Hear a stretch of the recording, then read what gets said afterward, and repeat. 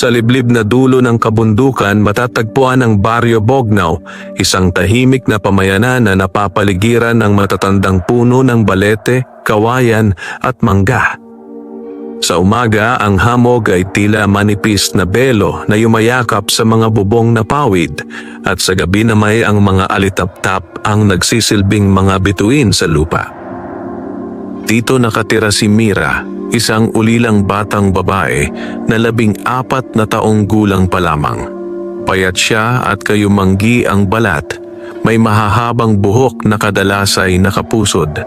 Ang kanyang mga mata ay malalim at tila laging may hinahanap. Marahil ay ang alaala ng kanyang mga magulang na kapwa pumanaw dahil sa sakit noong siya'y 10 taong gulang pa lamang. Mag-isa na lamang siyang namumuhay sa maliit na kubong iniwan ng kanyang mga magulang. Ang kubo'y yari sa kawayan at pawid, may maliit na bintanang nakaharap sa bukirin. Sa likod nito ay may taniman siya ng kamote at talong. Sa gilid naman may isang puno ng bayabas na siyang nagbibigay sa kanya ng lilim tuwing tanghali. Araw-araw, maaga siyang nagigising upang mag-igib ng tubig sa poso ng baryo. Mula roon, tutungo siya sa bukirin upang magtrabaho kapalit ng kaunting bigas o gulay. Hindi siya nagrereklamo. Natutunan niyang yakapin ang hirap bilang bahagi ng kanyang buhay. Ngunit sa kabila ng kanyang katatagan, may lungkot na hindi niya maipaliwanag. Sa gabi, habang nakahiga sa banig, pinakikinggan niya ang huni ng mga kuliglig at ang ihip ng hangin sa kawayan. Minsan, kinakausap niya ang buwan. "Nanay, tatay, sana'y naririnig ninyo ako," mahina niyang bulong. Hindi niya alam na sa bawat pagluha niya, may mga matang nagmamasid mula sa dilim ng kagubatan. Isang dapit hapon, habang siya ay nagtitipon ng mga tuyong kahoy sa gilid ng gubat, napansin niyang tila may kakaibang katahimikan sa paligid. Ang mga ibon ay hindi kumakanta at ang hangin ay tila huminto. Maya-maya, may narinig siyang mahinang kaluskos mula sa likod ng isang matandang puno ng balete. Napatigil si Mira. "Sino yan?" Maingat niyang tanong. Walang sumagot. Subalit mula sa likod ng puno ay unti-unting lumitaw ang isang maliit na nilalang. Kasing laki ng isang batang 3 taong gulang. May suot itong lumang berdeng kasuotan na tila hinabi mula sa dahon. Maputi ang balat at may matatalim ngunit malulungkot na mga mata. Napaatras si Mira ngunit hindi siya sumigaw. "Huwag kang matakot," mahinang wika ng nilalang. Ang tinig nito ay manipis ngunit malinaw. "Ako'y hindi masama." Napakurap si Mira. "Duwende," tumango ang nilalang. "Ako'y nagmula sa ilalim ng punong ito. Matagal na naming pinangangalagaan ang kagubatang ito." Tahimik ang paligid, tila nakikinig sa kanilang pag-uusap. "Anong kailangan mo sa akin?" tanong ni Mira, pilit pinatatatag ang loob. Huminga ng malalim ang duwende. "May hihilingin sana ako. Isang pakiusap na tanging ikaw lamang ang makakatupad." Nagtaka si Mira. "Bakit ako?" "Dahil malinis ang iyong puso at dahil ikaw ay marunong magmahal kahit ikaw ay nag-iisa." Napayuko si Mira. Hindi siya sanay na makarinig ng ganoong salita. Mula sa likod ng duwende ay may isa pang maliit na anyong sumilip. Isang batang duwende, mas maliit pa sa nauna. May suot itong simpleng kasuotang kulay ginto at sa leeg nito ay nakasabit ang isang munting kampanilyang kumikislap sa dapit hapon. Sa bawat bahagyang galaw nito, marahang tumutunog ang kampanilya, isang tunog na tila musika sa hangin. Sa sandaling iyon, tila nagliwanag ang paligid. Ang mga dahon ay kumislap at ang malamig na hangin ay naging mainit at banayad. Napamangha si Mira. "Ang ganda. Anak ko siya." sabi ng nakatatandang duwende.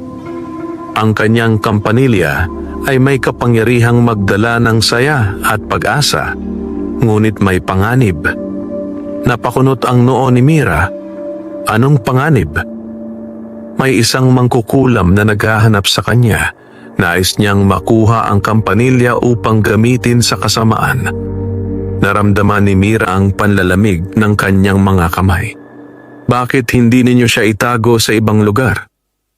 Hindi ligtas ang aming mundo ngayon. May sumpang bumabalot sa aming kaharian. Kailangan kong lisanin ang gubat upang hanapin ang lunas. Ngunit habang ako'y wala, kailangan ng aking anak ng mag-aaruga sa kanya. Tumitig ang duwende kay Mira. Ikaw ang napili. Napaatras si Mira.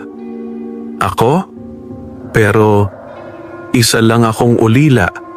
Wala akong kayamanan o lakas. Hindi kayamanan ang kailangan niya, sagot ng duwende, kundi puso. Tahimik na napatingin si Mira sa batang duwende. Ang maliit na nilalang ay nakangiti sa kanya at muling tumunog ang kampanilya. Sa sandaling iyon, ang bigat sa dibdib ni Mira ay tila nabawasan. Ang lungkot na matagal niyang kinikimkim ay bahagyang napawi. Kung tatanggapin mo siya, patuloy ng duwende, ipinapangako kong babalik ako, ngunit mag-ingat ka, ang mangkukulam ay kayang mag-anyong tao. Napaisip si Mira. Wala siyang pamilya. Wala ring nag-aalaga sa kanya. Marahil ito na ang pagkakataong siya naman ang maging sandigan ng iba. Lumuhod siya at marahang hinawakan ng maliit na kamay ng batang duwende. Aalagaan ko siya, buong tapang niyang sabi. Sandaling lumiwanag ang paligid. Ang mga ibon ay muling umawit at ang hangin ay umihip ng masigla. Ngunit sa malayong bahagi ng kagubatan, sa isang kubong nababalot ng usok at tuyong mga baging, may isang pares ng matang nagliliyab sa galit. Nahanap ko na kayo, bulong ng isang paos na tinig. At sa unang pagkakataon matapos ang mahabang panahon, ang Baryo Bognao ay unti-unting tinatabingan ng anino ng isang paparating na panganib. Kinabukasan, nagising si Mira sa isang tunog na hindi niya pa naririnig kailanman sa loob ng kanyang kubo. Ting, ting, ting. Marahan, malinaw, at tila may dalang init ang bawat pagkalansing. Dahan-dahan siyang bumangon mula sa kanyang banig. Sa unang sandali, inakala niyang nananaginip lamang siya. Ngunit nang imulat niya ang kanyang mga mata, nasilayan niya ang maliit na anyong nakaupo sa may bintana. Ang batang duwende na may suot na gintong kampanilya sa leeg. Sinasalubong nito ang unang sinag ng araw. Ang liwanag na tumatama sa kampanilya ay tila nagiging maliliit na hibla ng ginto na sumasayaw sa loob ng kubo. Ang dati payak at madilim na silid ay tila naging mas maliwanag at mas mainit. Napangiti si Mira. Magandang umaga, mahina niyang bati. Napalingon ang batang duwende at ngumiti rin. Ang mga mata nito'y singliwanag ng umaga. Muli itong gumalaw at marahang tumunog ang kampanilya. Sa bawat kalansing, may kakaibang pakiramdam na dumadaloy sa hangin. Tila ba may hindi nakikitang kamay na humahaplos sa puso. Lumapit si Mira at naupo sa tabi nito. Gutom ka ba? Tanong niya. Bagaman hindi niya alam kung kumakain ba ng kanin ang mga duwende. Tumango ang bata, ngunit hindi sa paraan ng isang gutom na tao. Sa halip, hinawakan nito ang kanyang kamay at inilapit ang kampanilya sa kanyang palad. Ting! Sa sandaling iyon, may tila alon ng init na dumaloy mula sa kampanilya patungo sa kanyang dibdib. Ang kanyang pagod, ang kanyang lungkot, ang kanyang mga alalahanin. Lahat ay tila napawi, kahit sandali lamang. Napanganga si Mira. Ikaw pala ang nagbibigay ng ganyang pakiramdam. Muli itong ngumiti. Sa labas ng kubo, may narinig siyang mga tinig. Mga kapitbahay na nag-uusap habang naglalakad sa daan. Parang ang ganda ng pakiramdam ko ngayong umaga, sabi ng isang matandang babae. Oo nga, tila ba mas magaan ang hangin, tugon ng isa. Napatingin si Mira sa bintana. Napansin niyang mas masigla ang paligid. Ang mga bulaklak sa harap ng kanyang kubo ay mas bukadkad, ang mga ibon ay mas maingay ang huni, at maging ang mga dahon ay tila mas luntian. Dahil ba ito sa iyo? Tanong niya sa bata. Hindi ito sumagot, ngunit hinawakan nito ang kanyang pisngi at marahang tumunog muli ang kampanilya. Ting, maya-maya, narinig niya ang pagkatok sa kanyang pinto. Mira! Tawag ni Aling Celia, ang tindera sa baryo. Gising ka na ba? Binuksan niya ang pinto. Nakangiti si Aling Celia, hawak ang isang maliit na bayong ng gulay. Ewan ko ba, Hija? Sabi ng matanda. Bigla akong napadaan dito at naisip kitang dalhan ng kaunting gulay. Parang ang saya-saya ng pakiramdam ko ngayong araw. Napatigil si Mira. Hindi madalas na may mag-abot sa kanya ng kusa. Salamat po.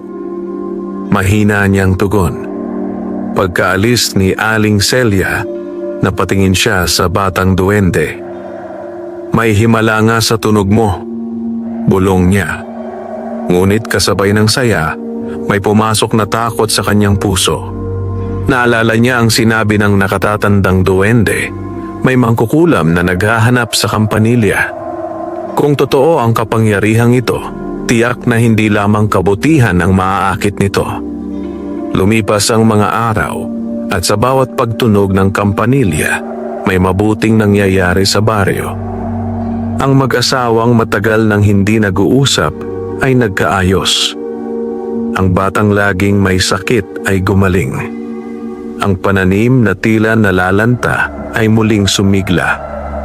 Hindi alam ng mga taga-Bognao kung saan nagmumula ang biyaya. Ngunit si Mira ay unti-unting natutong maging maingat.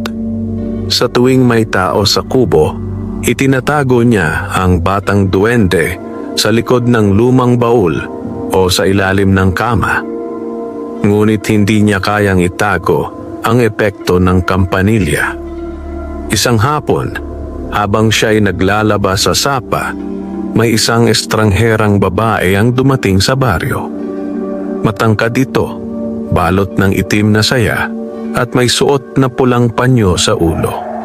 Maputla ang balat at matalim ang mga mata. Magandang hapon, malamig nitong bati sa mga babaeng naglalaba.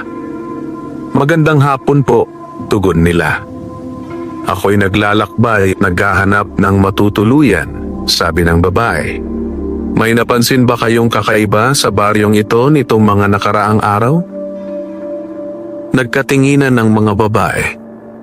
Kakaiba? Tanong ni Aling Celia. Wala naman po. Tahimik lang dito.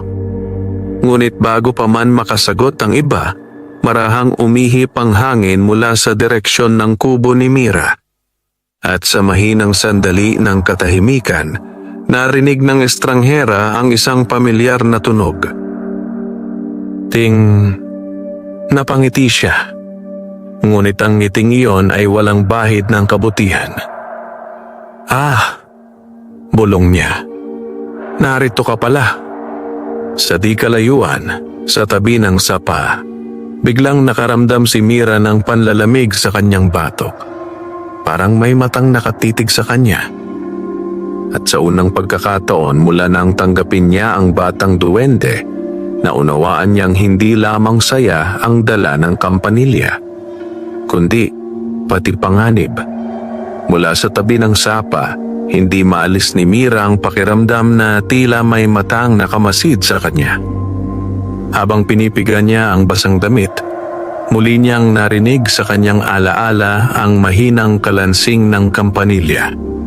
Ting, hindi iyon totoong tumunog sa sandaling iyon, ngunit dama niya ang panginginig ng hangin na tila may nagbabantang dumating. Pag-uwi niya sa kubo, agad niyang niyakap ang batang duwende. Tahimik itong nakaupo sa ibabaw ng baul, nakatingin sa kanya na parang nauunawaan ang kanyang kaba. May dumating na estranghera sa baryo. Bulong ni Mira. Pakiramdam ko, siya na yon. Ang batang duwende ay hindi nagsalita, ngunit ang kampanilya sa leeg nito ay marahang kumalansing. Ting. Sa halip na saya, may bahagyang lungkot ang tunog. Kinagabihan, mas maaga kaysa dati ang pagdilim ng paligid. Ang mga alitap-tap ay tila naglaho at ang mga aso sa baryo ay nag-umpisang umungol. Habang nakahiga si Mira sa banig, hindi siya makatulog. Nakaupo lamang siya sa dilim, pinagmamasdan ng maliit na nilalang na mahimbing na natutulog sa tabi niya. Hindi kita pababayaan, bulong niya. Sa kabilang dulo ng baryo, sa isang lumang bahay na matagal nang walang nakatira, doon pansamantalang tumuloy ang estranghera. Naglatag siya ng mga tuyong dahon sa sahig at nagsindi ng itim na kandila. Sa paligid niya ay may mga nakaguhit na simbolo gamit ang abo. Gintong kampanilya, paos niyang wika. Kapangyarihang kayang bumuhay at magpasaya. Kapangyarihang kayang kontrolin ang puso ng tao. Isinara niya ang kanyang mga mata at inilapat ang palad sa lupa. Mula sa ilalim ng lupa, may bahagyang pagyanig. Nararamdaman kita, bulong niya. Malapit ka lamang. Kinabukasan, nagising ang baryo sa kakaibang balita. Ang pananim ni Mang Cardo na matagal nang hindi namumunga ay biglang namulaklak ng sabay-sabay. Ang mga bata ay masiglang naglalaro sa gitna ng daan. Maging ang dating masungit na si Aling Berta ay nakitang tumatawa. Hindi nila alam na sa loob ng kubo ni Mira muling tumunog ang kampanilya. Ting! Ngunit sa pagkakataong iyon, kasabay ng tunog ay may aninong gumapang sa labas ng bintana. Habang abala si Mira sa pag-aayos ng kanyang tanim, may kumatok sa kanyang pinto. 3 marahang katok. Kumirot ang kanyang dibdib. Pinuksan niya ang pinto. Nakatayo roon ang estranghera. Magandang umaga, malamig nitong bati. Magandang umaga po, tugon ni Mira, pilit pinapakalma ang sarili. Napansin ko, patuloy ng babae, na tila masigla ang bahaging ito ng baryo, lalo na sa paligid ng iyong kubo. Hindi sumagot si Mira. May kasama ka ba rito? Tanong ng estranghera, dahan-dahang sumisilip sa loob. Wala po. Mabilis na sagot ni Mira. Ngunit sa sandaling iyon, sa loob ng kubo, may mahinang kalansing na umalingaw-ngaw. Ting! Nagliwanag ang mga mata ng estranghera. Anong tunog iyon? Tanong niya. Bahagyang ngumiti. Wala po, ulit ni Mira, ngunit nanginginig na ang kanyang tinig. Biglang umihip ang malamig na hangin. Ang mga dahon sa paligid ay nagsimulang umikot sa paanan ng estranghera. Hindi mo ako maloloko, bata, bulong nito, at ang kanyang tinig ay tila naging mas malalim. Nararamdaman ko ang mahika. Sa loob ng kubo, ang batang duwende ay napamulat. Ang kampanilya sa leeg nito ay bahagyang kumikislap. Muling tumunog. Ting! Ting! Sa pagkakataong ito, hindi lamang saya ang dala ng tunog. Mula sa kampanilya ay may liwanag na kumalat, dahan-dahang bumabalot sa buong kubo.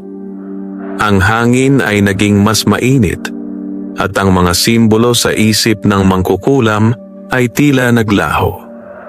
Napaatras ang estranghera, napapikit sa silaw. "Ano ito?" sigaw niya. Lumabas si Mira mula sa pinto at tumayo sa pagitan ng kubo at ng babae. "Hindi ko kayo papayagang saktan siya," matatag niyang sabi kahit ang kanyang mga tuhod ay nanginginig. Unti-unting humina ang liwanag, ngunit ang kampanilya ay patuloy na kumikislap. Napatingin ang estranghera kay Mira. Hindi na mayabang ang mga mata, kundi puno ng pagtataka. "Hindi ka takot?" tanong nito. "Takot," sagot ni Mira. "Pero hindi sapat ang takot para talikuran ang inaalagaan ko." Sandaling natahimik ang paligid. Pagkatapos ay unti-unting napangiti ang mangkukulam. Isang ngiting mas malamig kaysa dati. Kung ganoon, bulong niya, mas magiging masaya ang laban. Sa isang iglap, naglaho siya sa hangin, naiwan ang malamig na simoy at ang umiikot na mga tuyong dahon. Napahawak si Mira sa kanyang dibdib. Sa loob ng kubo, lumapit ang batang duwende at niyakap ang kanyang binti. Marahang tumunog ang kampanilya. Ting! Ngunit ngayon, alam na ni Mira. Hindi ito basta himala lamang. Isa itong ilaw na kailangang ipaglaban sa gitna ng paparating na dilim. Mula nang maglaho ang estranghera sa harap ng kanyang kubo, hindi na muling nakatulog ng mahimbing si Mira. Sa araw, pilit niyang ipinagpapatuloy ang kanyang gawain. Nagdidilig ng tanim, nag-iigib ng tubig, tumutulong sa kapitbahay kapalit ng kaunting bigas. Ngunit sa bawat hakbang niya sa daan ng Baryo Bognao, daman niyang may matang nakasunod sa kanya. Ang batang duwende ay hindi na masyadong naglalaro. Madalas itong nakadikit sa kanyang tabi, tahimik, waring nakikinig sa mga bulong ng hangin. Ang gintong kampanilya sa leeg nito ay hindi na basta-basta tumutunog. Tila pinipili nito ang sandaling dapat itong marinig. Isang gabi, habang ang buwan ay manipis at halos matakpan ng ulap, biglang nag-iba ang ihip ng hangin. Ang mga aso sa baryo ay sabay-sabay na umungol. Napabangon si Mira mula sa kanyang banig. "Maya!" Mahina niyang tawag sa batang duwende, isang pangalang ibinigay niya rito. "Nararamdaman mo ba?" Tumango ang bata. Ang kampanilya ay bahagyang kumalansing. Ting! Ngunit ang tunog ay tila naputol sa gitna. Mula sa labas ng kubo ay may narinig siyang yabag. Hindi ito yabag ng tao na dumaraan lamang. Mabagal, mabigat, paulit-ulit. Tok, tok, tok. Parang may umiikot sa paligid ng bahay. Humawak si Mira ng lumang kahoy na sandok. Iyon lamang ang maaari niyang gawing panangga. Lumapit siya sa bintana at marahang sumilip. Sa liwanag ng buwan, may nakita siyang aninong gumagalaw sa likod ng puno ng bayabas. Isang matangkad na anyo. Unti-unti itong lumabas mula sa dilim. Ang estranghera. Ngunit hindi na ito mukhang ordinaryong babae. Ang kanyang buhok ay tila humahaba at gumagapang sa hangin. Ang kanyang mga mata ay nagliliyab ng mapusyaw na pula. Ang kanyang mga daliri ay tila mas mahaba at mas matalim. "Alam kong naririyan ka," malamig nitong wika. Nanigas si Mira. "Hindi mo ako mapipigilan, bata. Ang kapangyarihang dala mo ay hindi para sa isang ulila." Sa loob ng kubo, ang batang duwende ay yumakap sa kanyang palda. Muling tumunog ang kampanilya. Ting! Sa pagkakataong ito, may kakaibang alon ang kumalat sa paligid ng kubo. Ang lupa ay tila bahagyang umuga at ang mga dahon sa bayabas ay nagliwanag. Sumigaw ang mangkukulam sa inis. "Ibigay mo sa akin ang kampanilya." Isang malakas na hangin ang umihip, at ang pinto ng kubo ay biglang bumukas ng malakas. Napaatras si Mira ngunit hindi siya tumakbo. "Hindi ko ibibigay!" sigaw niya.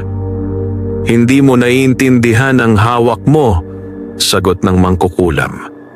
"Sa kampanilyang iyon, kaya kong kontrolin ang tuwa ng tao. Kaya kong ipagkait ang saya at ibigay lamang sa mga susunod sa akin." Ang mga mata ni Mira ay napuno ng luha, ngunit hindi ng takot. "Hindi pag-aari ng kahit sino ang saya," sagot niya. "Hindi iyon dapat kinokontrol." Sa galit, itinaas ng mangkukulam ang kanyang kamay. Mula sa kanyang palad ay lumabas ang itim na usok na gumapang patungo sa kubo. Sumingaw ang lamig sa hangin. Ang mga pader ng kubo ay nagsimulang manginig. "Maya!" sigaw ni Mira. Ang batang duwende ay tumingin sa kanya at sa unang pagkakataon, hindi na ito mukhang bata lamang. Ang mga mata nito ay nagningning na parang araw. Malakas na tumunog ang kampanilya. Ting ting ting! Ang liwanag ay sumabog mula sa munting kampanilya, bumalot sa kubo, sa lupa at sa hangin. Ang itim na usok ay tila tinunaw ng gintong sinag. Napaatras ang mangkukulam, napasigaw sa sakit. "Ano ka ba?" sigaw niya. Sa gitna ng liwanag, nakatayo si Mira, yakap ang batang duwende.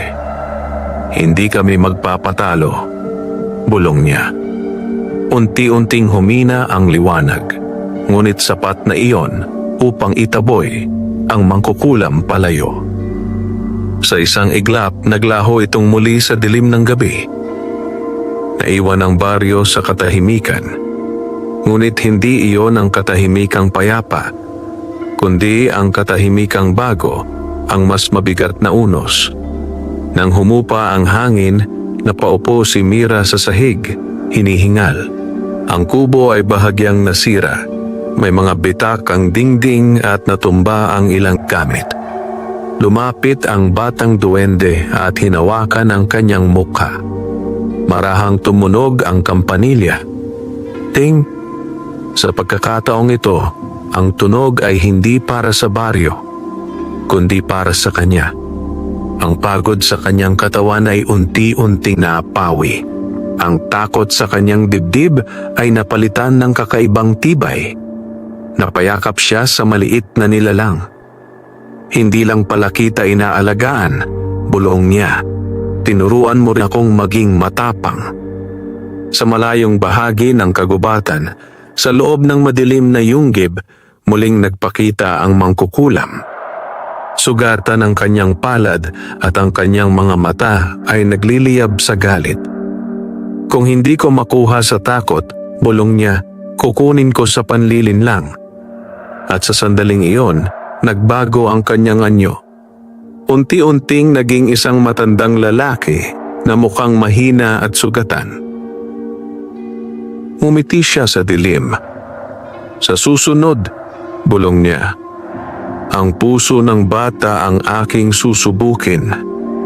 Sa Baryo Bognao, habang ang buwan ay tuluyang nagtatago sa likod ng ulap, nagsimula ang mas mabigat na pagsubok, hindi sa lakas ng mahika, kundi sa lakas ng tiwala at pag-ibig. 3 araw ang lumipas mula nang salakayin ng mangkukulam ang kubo ni Mira. Sa panlabas na anyo, tila bumalik sa normal ang Baryo Bognao. Muling umawit ang mga ibon sa umaga at ang mga bata ay naglaro sa gitna ng daan. Ngunit sa puso ni Mira may bigat na nananatili.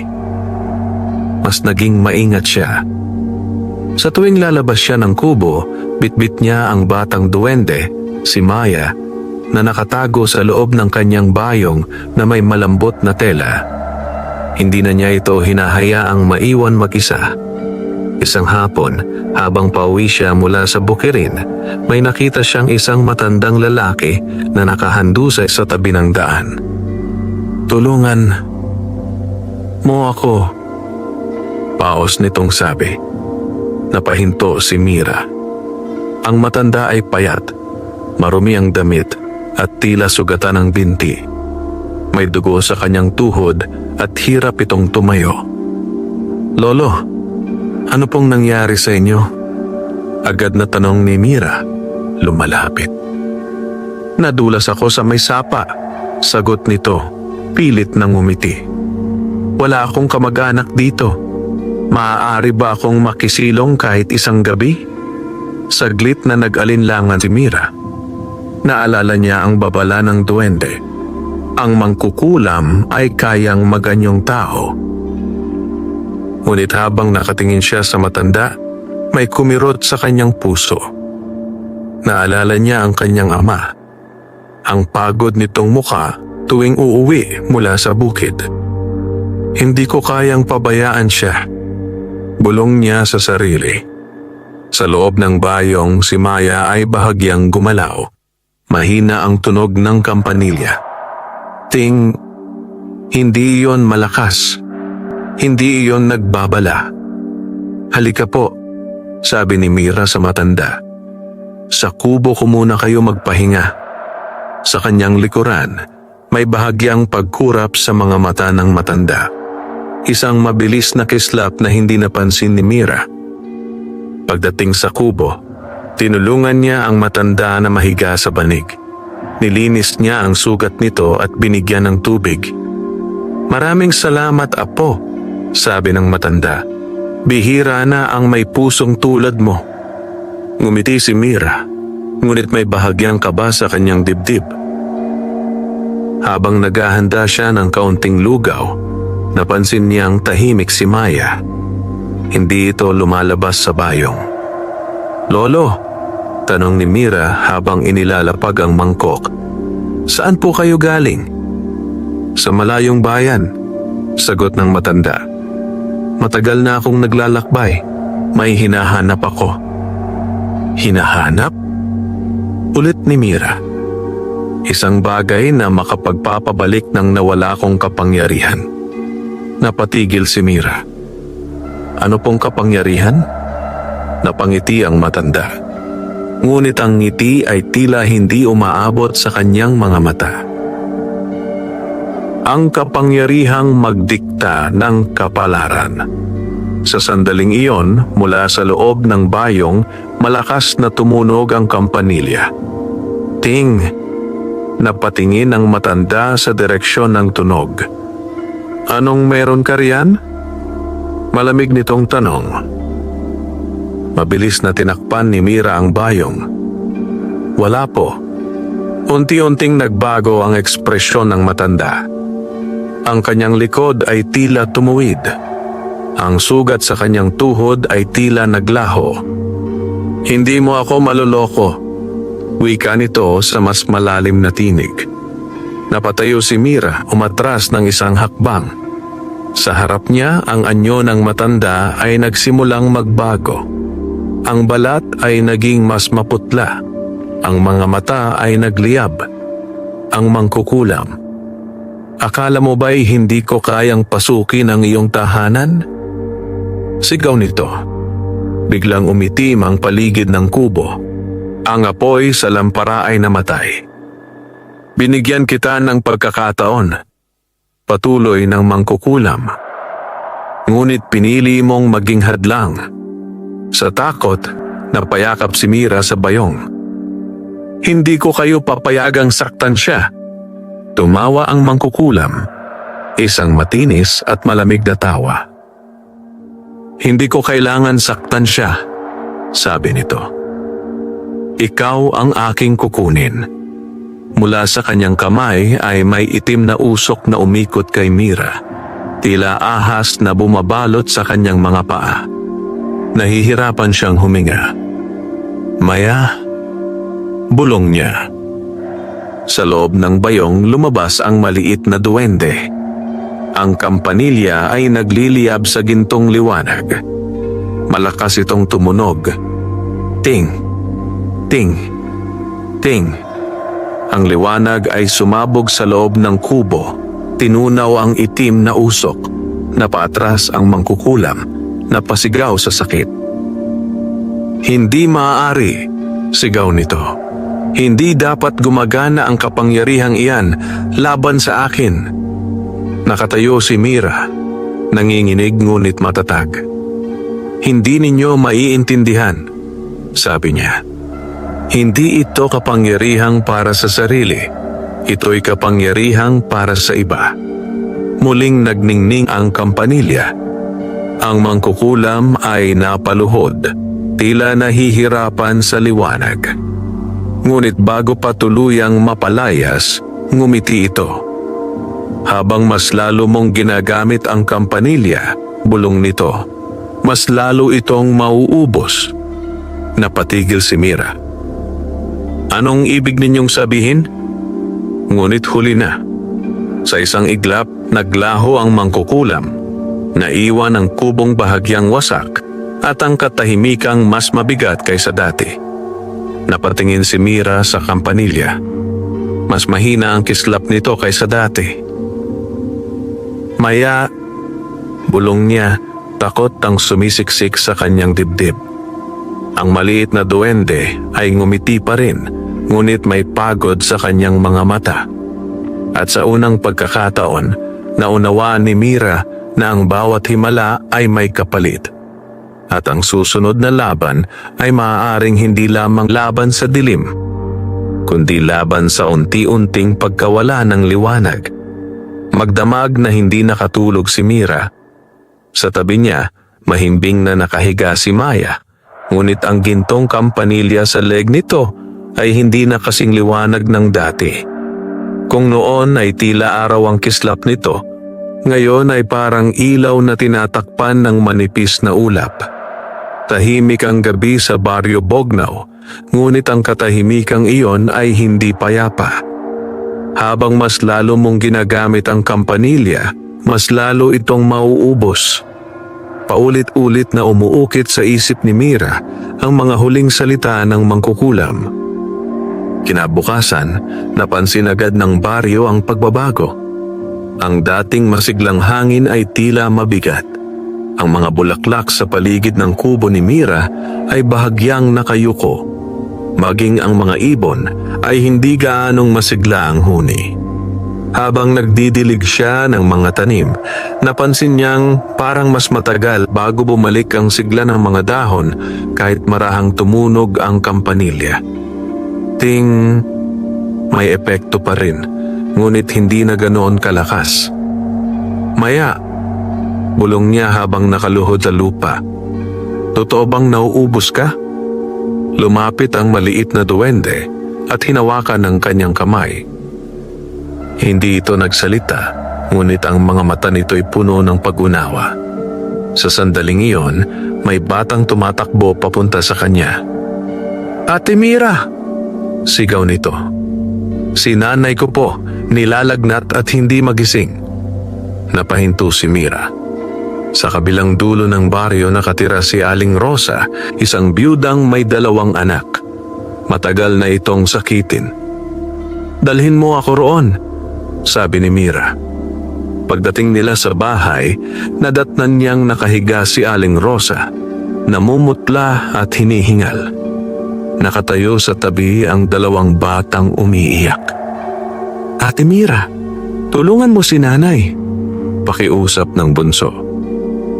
Tangilid ang luha sa mga mata ni Mira. Hindi siya manggagamot. Isa lamang siyang ulila na may inaalaga ang duwende. Ngunit naramdaman niya ang bahagyang paggalaw ni Maya sa kanyang balikat. Ting, mahina ang tunog. Hindi ko alam kung sapat pa ito, bulong ni Mira. Lumapit siya kay Aling Rosa at inilapit ang kampanilya sa dibdib ng babae. Kung may natitira ka pang lakas, mahina niyang sabi, para sa kanila mo ibigay. Isang malakas na kalansing ang umalingaw-ngaw sa silid. Ting, sumabog ang gintong liwanag, bumalot kay Aling Rosa. Ang mga bata ay napapikit sa silaw. Makalipas ang ilang sandali, unti-unting bumalik ang kulay sa mukha ng babae. Ang kanyang paghinga ay naging maayos. Nay, sabay na sigaw ng mga bata. Napaupo si Aling Rosa, tila naguguluhan ngunit buhay. Napaluha si Mira sa ginhawa, ngunit nang tumingin siya kay Maya, nanlumo siya. Ang kampanilya ay halos hindi na kumikislap. Ang dating makinang ginto ay tila naging mapusyaw. Maya, mahina niyang tawag. Napaupo ang maliit na duwende. Pagod ang kanyang mga mata. Sa labas ng bahay, may malamig na hangin na dumaan. Sa malayong bahagi ng baryo, sa ilalim ng isang punong balete, nakatayo ang mangkukulam sa kanyang tunay na anyo. Nakikita mo ba? Bulong nito sa hangin. Unti-unti kang humihina. Ngumiti siya. Hindi ko kailangang agawin ng kampanilya. Hahayaan kitang ubusin ang sarili mo para sa iba. Sa kubo ni Mira, habang pauwi sila ni Maya, mabigat ang bawat hakbang ng dalaga. Kung hindi ko gagamitin ang kampanilya, maaaring may magdusa, bulong niya. Ngunit kung gagamitin ko naman, baka tuluyan kang mawala. Napahinto siya sa gitna ng daan. Ang Baryo Bognao ay tila nakatingin sa kanya.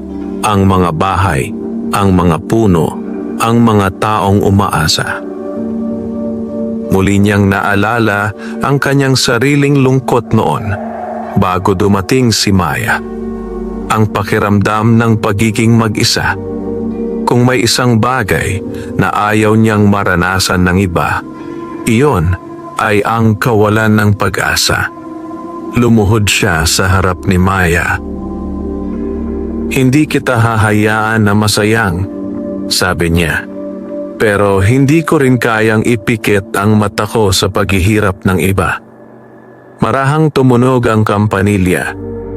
Ting mahina, ngunit malinaw. Sa sandaling iyon, may kakaibang init na dumaloy sa kanyang dibdib. Hindi mula sa kampanilya, kundi mula sa kanyang sarili. Unti-unti niyang naunawaan. Ang kampanilya ay hindi pinanggagalingan ng kapangyarihan. Isa lamang itong daluyan. At kung tama ang kanyang hinala, may isa pang paraan upang mapanatili ang liwanag. Isang paraang hindi umaasa lamang sa mahika. Ngunit bago pa niya tuluyang maunawaan ang lihim na iyon, muling nagdilim ang langit. Sa malayo, may mga ulap na kulay abo ang unti-unting nagtipon sa ibabaw ng Baryo Bognao. At sa gitna ng papalapit na unos, isang bagong pagsubok ang naghihintay, hindi lamang sa kampanilya, kundi sa mismong puso ni Mira. Kinagabihan, hindi ulan ang unang bumagsak sa Baryo Bognao, kundi katahimikan. Ang mga ulap na nagtipon sa kalangitan ay makapal at mababa. Tila nais lamunin ang mga bubong na pawid. Walang kulog, walang kidlat, ngunit ang hangin ay mabigat, parang may dalang hinanakit. Sa loob ng kubo, yakap ni Mira si Maya habang nakaupo sa tabi ng bintana. Hindi ito pangkaraniwang bagyo, bulong niya. Ang kampanilya sa leeg ni Maya ay halos wala ng liwanag. Kung noon ay sapat ang isang kalansing upang pasayahin ang paligid, ngayon ay tila kailangan pa nitong mag-ipon ng lakas bago makapagbigay ng munting tunog. Ting mahina. Sa labas, nagsimulang magsara ang mga bintana ng mga kapitbahay. May ilang bata ang umiyak ng walang malinaw na dahilan. Ang mga matatanda ay nakaramdam ng biglaang pangamba. Hindi ito bagyong may ulan. Ito'y bagyong may dalang lungkot. Sa ilalim ng punong balete sa gitna ng baryo, nakatayo ang mangkukulam. Nakapikit ang kanyang mga mata at ang kanyang mga kamay ay nakataas sa hangin. Mula sa kanyang mga daliri ay may usok na kulay abo na unti-unting kumakalat sa buong Bognao. Kung hindi ko makuha ang saya, bulong niya, aalisin ko ito sa kanila. Unti-unting bumigat ang pakiramdam ng mga tao. Ang mag-asawang nagkaayos ay muling nag-away. Ang batang dating masigla ay naupo sa gilid ng daan at tumitig sa lupa. Ang mga pananim ay tila muling nalanta. Nararamdaman ni Mira ang pagbabago. Hindi sapat ang kampanilya para sa ganito, sabi niya sa sarili.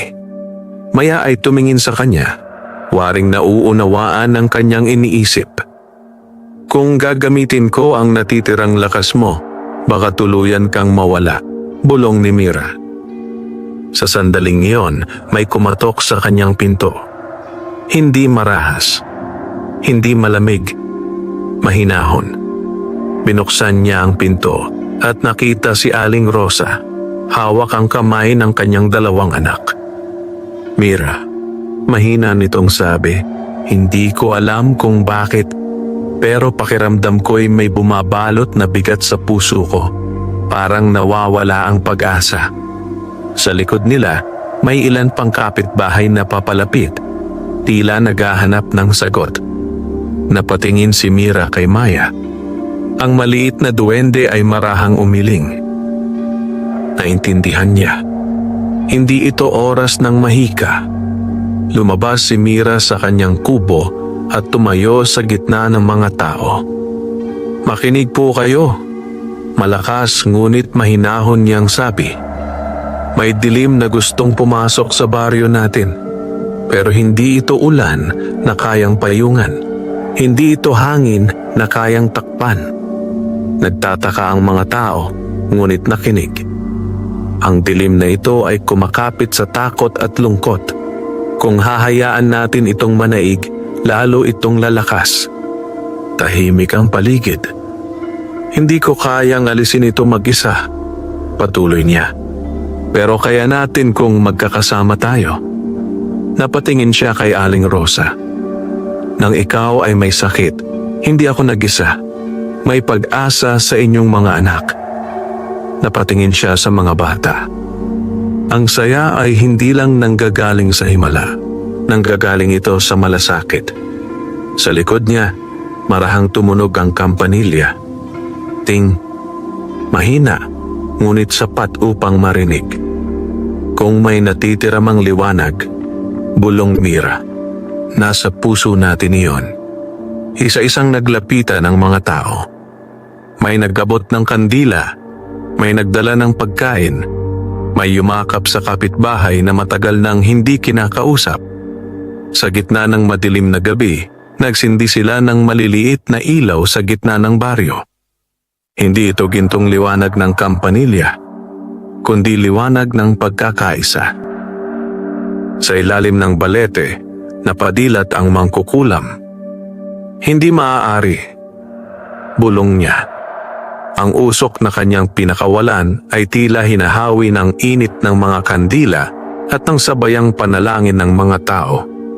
Sa gitna ng baryo, nakatayo si Mira, hawak ang kamay ni Maya. Hindi mo kailangang ubusin ang sarili mo, bulong niya sa duwende. Tutulungan kita. At sa unang pagkakataon mula nang magsimulang humina ang kampanilya, muli itong kumislap, hindi dahil ginamit, kundi dahil sinuportahan. Ting, mas malinaw. Sa ilalim ng punong balete, napaatras ang mangkukulam. Kung ganoon, galit nitong sabi, puwersahin ninyo akong lumaban. Unti-unting nag-ikot ang hangin. Ang mga kandila ay nagsimulang manginig. Ngunit sa pagkakataong ito, hindi nag-iisa si Mira. Sa likod niya, ang buong Baryo Bognaw ay nakatayo. At sa gitna ng bagyong walang ulan, isang bagong lakas ang isinilang. Hindi mula sa mahika lamang, kundi mula sa pusong marunong magmahal at magkaisa. Hindi agad natapos ang gabi ng bagyong walang ulan. Pagaman nagliyab ang maliliit na kandila sa gitna ng Baryo Bognaw at nagtipon ang mga tao sa pagkakaisa, patuloy pa ring umiikot ang malamig na hangin sa itaas. Ang mga ulap ay tila umiidlip lamang, naghihintay ng tamang sandali upang muling bumagsak ang dilim. Sa gitna ng baryo, nakatayo si Mira, hawak ang kamay ni Maya. Ang kampanilya ay bahagyang kumikislap. Hindi na tulad ng dati, ngunit mas malinaw kaysa noong mga nakaraang araw. Sa pagkakataong iyon, ang tunog ay hindi sumabog sa liwanag. Sa halip, ito'y tila pumasok sa dibdib ng bawat taong naroon. Napahawak si Mira sa kanyang puso. May kung anong bumukas sa kanyang isipan, parang isang alaala na hindi naman niya naranasan. Nakakita siya ng tanawin, isang sinaunang kagubatan, mga duwendeng nagtitipon sa ilalim ng isang punong balete na mas matanda pa sa baryo. Sa gitna nila ay may isang gintong kampanilya, kasing liwanag ng araw. Isang matandang duwende ang nagsalita. Ang kampanilya ay hindi imbakan ng liwanag. Isa lamang itong paalala. Ang tunay na mahika ay nasa pusong marunong magbigay. Naglaho ang pangitain. Napakurap si Mira. Maya, bulong niya. Kaya pala hindi ka tuluyang nauubos. Tumingin sa kanya ang maliit na duwende at ngumiti. Unti-unting naunawaan ni Mira. Sa tuwing ginagamit niya ang kampanilya upang tumulong, hindi ito ang nauubos, kundi ang sarili nitong lakas ang kanyang ipinapasa. At kung walang ibang magbibigay ng liwanag, siya lamang ang sasalo ng bigat. Ngunit ngayong nagkakaisa ang baryo, may iba ng pinanggagalingan ng init. Hindi na lamang kampanilya, kundi ang mga puso ng tao. Sa ilalim ng balete, muling nagpakita ang mangkukulam. Ang kanyang mga mata ay mas madilim kaysa dati. Ano ang ginagawa ninyo? Sigaw nito. Hindi ninyo kayang labanan ang sumpa ko sa pamamagitan ng kandila at yakap. Nag-ikot ang hangin, mas malakas kaysa kanina. Ang mga kandila ay isa-isang namatay. Nagsigawan ang ilang bata. Ngunit hindi umatras si Mira. Lumakad siya papunta sa gitna, hinawakan ang kampanilya, ngunit hindi niya ito inalog. Sa halip, tumingin siya sa mga tao. Maghawak-hawak tayo, sabi niya. Nagkatinginan ng mga tao, ngunit sumunod. Nag-abot-abot ng kamay ang matanda at bata, mayaman at mahirap, dati magkaaway at ngayoy magkatabi. Isang bilog ang nabuo sa gitna ng baryo. Maya, mahina niyang bulong. Kung ang kampanilya ay paalala lamang, tulungan mo kaming maalala. Marahang hinawakan ng maliit na duwende ang kampanilya. Ngunit sa pagkakataong ito, walang malakas na liwanag. Sa halip, ang tunog ay naging malinaw at malalim, parang alon na kumalat sa lupa. Ang bawat taong magkakahawak kamay ay nakaramdam ng init sa kanilang mga palad. Sa ilalim ng balete, napaatras ang mangkukulam. Ano ito? Bulong nito. Ang usok na kanyang pinakawalan ay tila natutunaw bago pa man makalapit sa bilog ng mga tao. Ang dilim ay hindi makapasok sa gitna ng pagkakaisa. Hindi dahil sa mahika ng kampanilya, kundi dahil sa desisyon ng mga puso. Napaluha si Mira. Ngayon niya lubos na naunawaan ang aral na hindi pa niya namamalayan. Ang pag-aaruga ay hindi lamang pagprotekta.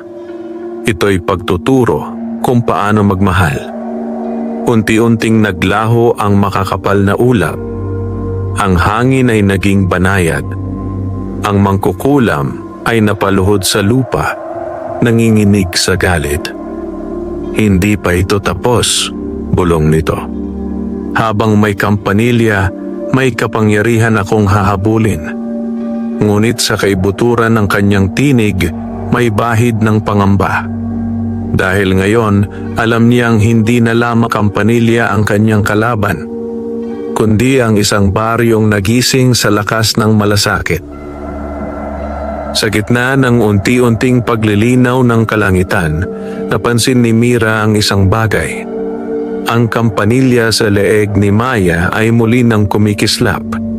Hindi na mahina, hindi na mapusyaw, kundi mas tahimik, ngunit mas matatag. Ting! At sa unang pagkakataon mula nang magsimula ang kanilang laban, hindi na takot ang nangingibabaw sa kanyang dibdib, kundi pag-asa. Ngunit sa likod ng pag-asang iyon, alam niyang may isang huling pagsubok pang darating. Sapagkat ang dilim, kapag natalo sa isang paraan, ay laging naghahanap ng mas malalim na sugat upang kapitan. At sa pagkakataong iyon, hindi na ang baryo ang susubukin, kundi ang mismong puso ni Mira. Matapos ang gabing nagkaisa ang Baryo Bognao, tila muling sumigla ang paligid. Mas maliwanag ang sikat ng araw, mas magaan ang hangin. Ang mga tao ay mas madalas magngitian sa daan. Ngunit sa kabila ng panlabas na kapayapaan, hindi tuluyang nawala ang pangamba sa puso ni Mira. Alam niyang ang mangkukulam ay hindi basta susuko. Isang umaga, habang nagwawalis siya sa harap ng kubo, may napansin siyang kakaiba. Tahimik si Maya. Hindi ito naglalaro sa may puno ng bayabas. Hindi rin ito tumatakbo sa paligid ng kubo. Nakaupo lamang ito sa may lilim, nakatingin sa malayo. "Maya?" Tawag ni Mira. Tumingin ang maliit na duwende, ngunit ang mga mata nito'y tila malungkot. Marahang tumunog ang kampanilya. Ting, hindi ito masaya. Hindi rin ito malakas. Parang tanong. Lumapit si Mira at lumuhod sa harap nito. "Anong problema?" Bulong niya. Sa sandaling iyon, may pamilyar na tinig ang umalingaw-ngaw sa hangin. "Hindi ba't nakakapagod din maging malakas?" Nanigas si Mira. Sa harap ng kanyang kubo, unti-unting nagpakita ang mangkukulam, ngunit hindi na ito nag-anyong halimaw o matanda. Sa pagkakataong ito, nag-anyong isang batang babae. Kasing edad ni Mira. Mahaba ang buhok, maputla ang balat, at may mga matang tila laging umiiyak. "Huwag kang matakot," sabi nito sa mahinang tinig. "Hindi ako lalaban ngayon." "Huwag kang maniwala," agad na bulong ni Mira sa sarili. Ngunit hindi umatake ang mangkukulam. Sa halip, tumingin ito kay Maya. "Alam mo ba," patuloy nito, "na kung wala ka, mas magiging payapa ang baryo? Hindi ka na nila kakailanganin. Hindi ka na mauubos." Napatingin si Mira kay Maya. "Tumahimik ka," matatag niyang sabi. Ngunit ang mangkukulam ay ngumiti ng malungkot. "Hindi ko kailangang sirain ang baryo. Sapat na ang sirain ko ang tiwala." Lumapit ito ng ilang hakbang. "Mira," sabi nito, at sa unang pagkakataon ay binigkas ang kanyang pangalan ng walang galit. "Ilang beses mo na siyang ginamit para sa iba? Ilang beses mo nang ipinagpalit ang sarili mong pahinga para sa baryo?" Napatigil si Mira. Naalala niya ang mga gabing halos hindi siya natulog. Ang mga sandaling natakot siya ngunit piniling maging matapang. Ang bigat ng responsibilidad na hindi niya hiniling ngunit tinanggap. "Hindi mo ba naiisip," bulong ng mangkukulam, "na baka isang araw, kapag wala na ang kampanilya, iiwan ka rin nila?" Masakit ang mga salita. Hindi dahil totoo, kundi dahil posible. Sandaling nagdilim ang kanyang paningin. "Mira," mahina ang tinig ni Maya.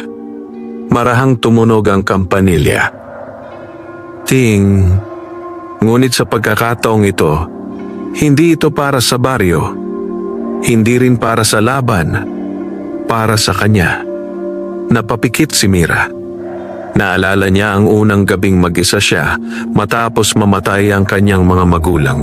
Ang pakiramdam na wala nang babalikan, wala nang yayakap. Ngunit nang dumating si Maya, hindi siya nag-alinlangan. Hindi dahil kailangan siya ng baryo, kundi dahil may isang maliit na nilalang na nangangailangan ng pag-aaruga. Hindi obligasyon ang pumukaw sa kanya, kundi pagmamahal. Unti-unti siyang tumayo. Alam mo kung ano ang kaibahan natin? Tanong niya sa mangkukulam. Tahimik itong nakatingin. Ginagamit mo ang lungkot para kontrolin ang iba, sabi ni Mira. Ako, ginagamit ko ang pagmamahal para palayain sila. Napangiwi ang mangkukulam. Kapag nawala ang kampanilya, hindi mawawala ang aral. Patuloy ni Mira. Natuto na silang magmahal at magtulungan. Hindi nila ako kailangan para magkaisa. Sa likod niya may mga yabag. Isa-isa, lumapit ang mga taga-baryo.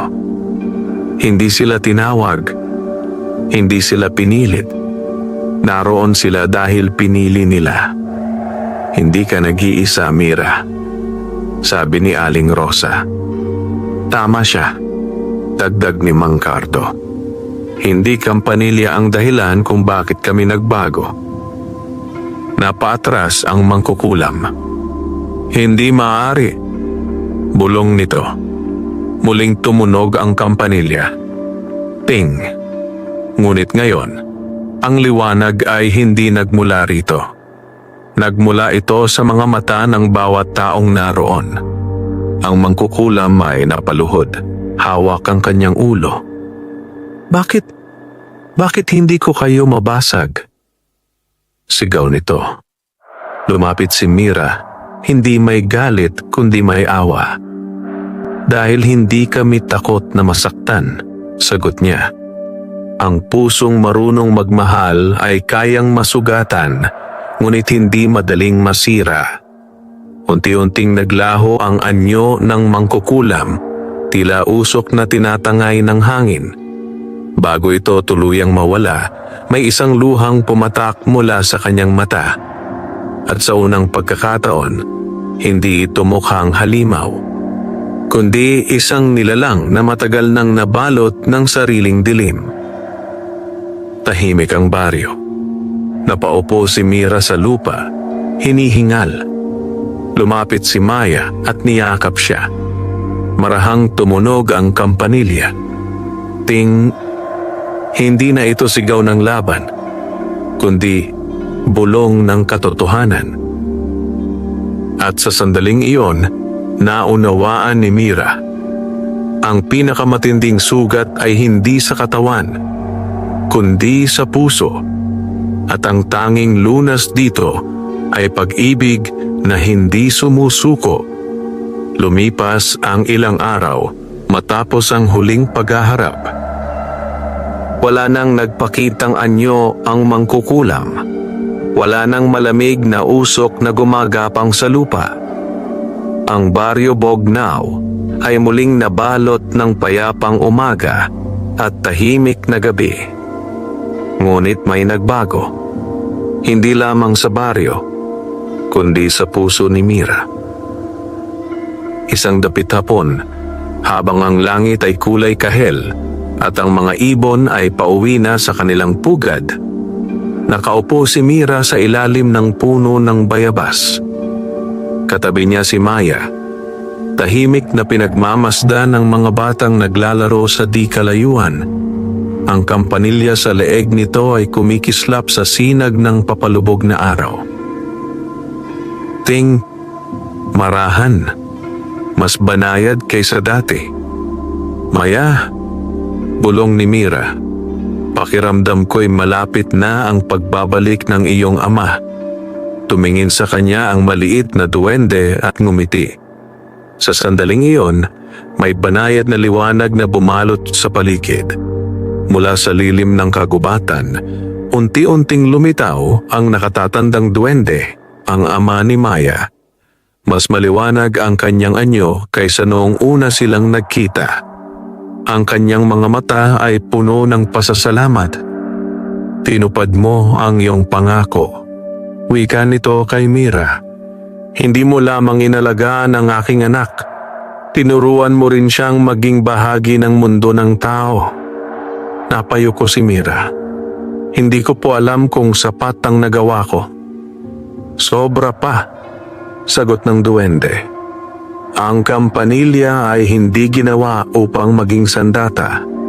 Ito'y paalala lamang ng isang katotohanan na ang saya ay hindi kinokontrol kundi ibinabahagi.